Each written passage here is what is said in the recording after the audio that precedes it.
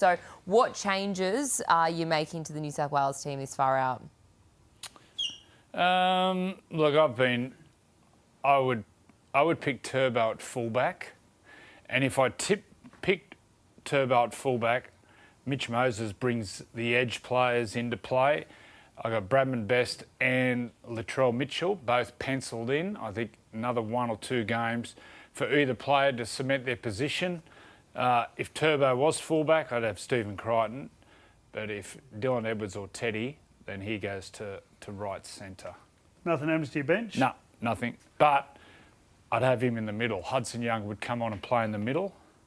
Well, you'd have to anyway, because you've got another back rower. Question is, so if he doesn't pick Turbo, which there's a good chance he won't, because you've got obviously Dylan or Teddy, and that's the big debate, where does Turbo fit into the team? Right centre.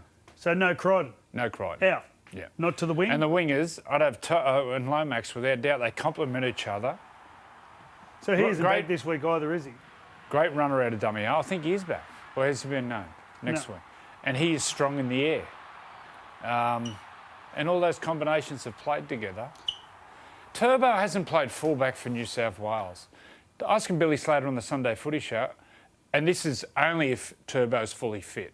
He said fully fit, there's none better. So where's he sitting fullback? Well, why wouldn't you play him like we did during those couple of years? And play with 2 fullbacks? Yes. Well, there's an option. But the thing is, if Laurie decides to go Yo, Nathan, Luai, then without a doubt it'll be Dylan Edwards because of combinations, which means then it's a very Penrith-style play, which is grind away, grind away. If you have a look at New South Wales' strength last year, particularly in Game 2, on the edges, Latrell and Angus on the left, couldn't tackle them. 34 points at half-time. So how they bring these strike players into play, it's going to be the job of him and Luai or him and Moses. If Moses does play, he loves playing long. Catch, early ball, out to Bradman or Latrell and Angus, which is a weapon. Well, that was a problem in the last game because they couldn't get points. They're only getting the points by Angus and Connor. Ball popped out the back, bang, they hit Bradman and went down the side with Jerome. And then the last outside that, they didn't attack. Didn't attack. At all. I remember they, off the kickoff, they dropped the ball, and that was it the whole game. They never attacked. So I get a bit nervous that if Latrell's not there, he's not going to demand the ball. Yeah. But whoever's there will throw to Latrell. So, which will be him. Yeah, you need to be able, you need to attack, and I thought they got that last game was quite incredible how physical it was, but I thought they got pretty lucky. So this is. So are you saying you would have Latrell in the side? Yes. Freddy would. I would lean towards Latrell, but at the moment I got Latrell and Bradman Best penciled in. Both very similar players, both left-centric players. What's Latrell? And Bradman, left-hand carrier, right-hand fend. They both got that. But this is the one for me. I think him at fullback, fully fit. He's got to be 100% fit. I think he'd just absolutely tear him to bits. Because it seems like fullback is the sticking point at the moment. It's the one that is being heavily discussed. We've got a list of potential fullbacks that New South Wales could pick from. And look, obviously there are so many options there. I think a lot of the discussion has been around Edwards, Tedesco and Trbojevic. They're probably... Turbo hasn't really been well, spoken apart from, about. I feel like you've been speaking about him a fair bit. It's really Dylan and Teddy. But once again, it comes down to how Laurie wants his team to play. I think the other position, the big position, is 5'8". Who would you lock in, Freddy, Teddy or Edwards? At the moment, well, I think you've got to go with Dylan Edwards. I think Teddy's playing the better at the moment, but I think they won last week convincingly.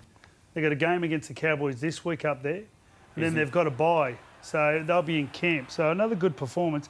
You've got to give the team from last year a chance. The incumbents, for sure. You definitely got to give them a chance. And they take that winning feeling into camp, and that's, that's half your victory, getting them in there, getting them all nice and comfortable. So they like each other's company.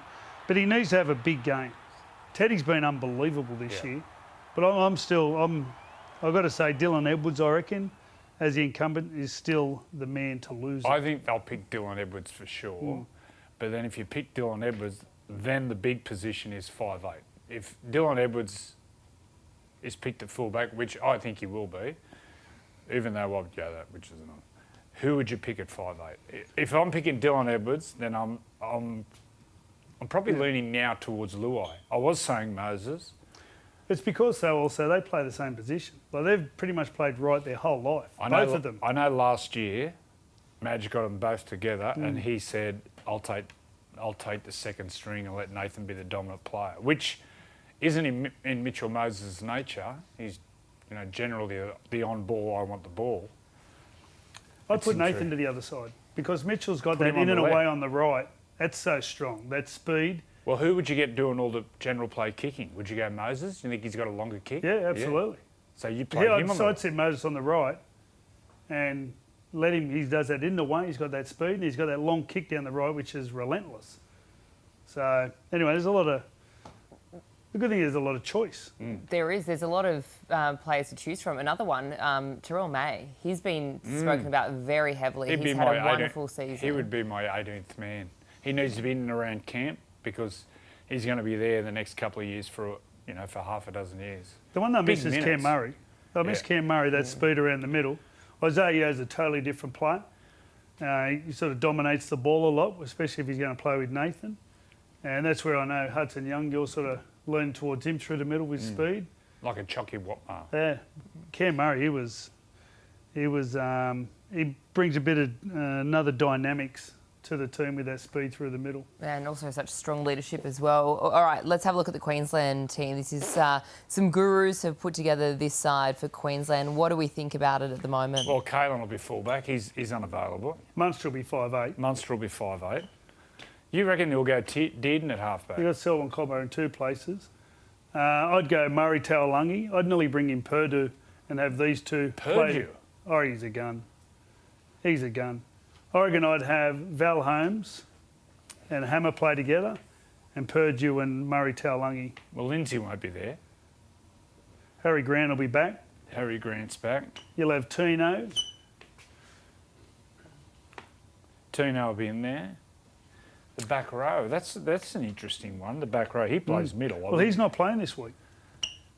He's out this week. I don't know how long he's out for, but he's out. He got suspended. Oh, did he? Yeah. Both for more, that's an interesting one. I'm trying to think of the left side. Who's the bloke plays for the Warriors? Oh, Capewell. Capewell. He didn't pick Capewell last year. No. Oh, Nene. I would have Nene and I would have Jaden Sewer.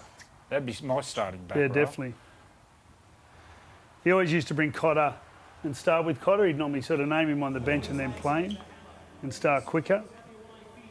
I reckon he's a chance actually to pick a Dearden. He's a massive fan of Dearden. Just his, just the way he plays, his attitude. Interesting if he went with Munster and Dearden at halfback. So where would he fit Dearden in? Well, I'm thinking halfback. Like Daly, I know, rang him up and said he's happy to play another year.